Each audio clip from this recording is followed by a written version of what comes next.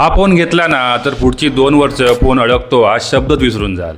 तर मी बोलतोय रिअलमी 16 प्रो आणि रिअलमी 16 प्रो प्लस या 2 स्मार्टफोनबद्दल. रिअलमी 16 प्रो हा फोन चालतो डिमोसिटी 7300 मॅक्स या प्रोसेसरवर.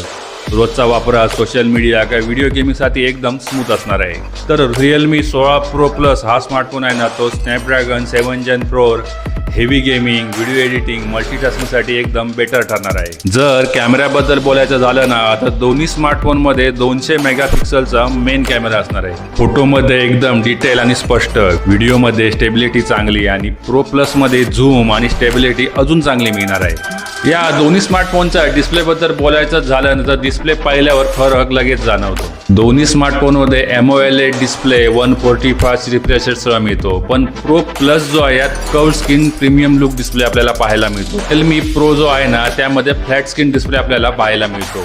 आता सर्वात मोठी गोष्ट म्हणजे त्याची बॅटरी. दोन्ही स्मार्टफोनमध्ये 7000 mAh ची मोठी बॅटरी दिली गेली आहे.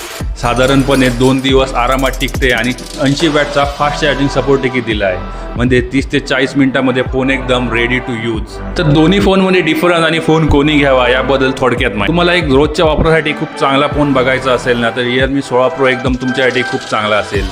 जास्त पॉवरफुल किंवा जास्त प्रीमियम किंवा हेवी गेमिंग तुम्ही टास्क खेळणार असेल ना तर रिअलमी 16 प्रो तुमच्यासाठी चांगला असेल.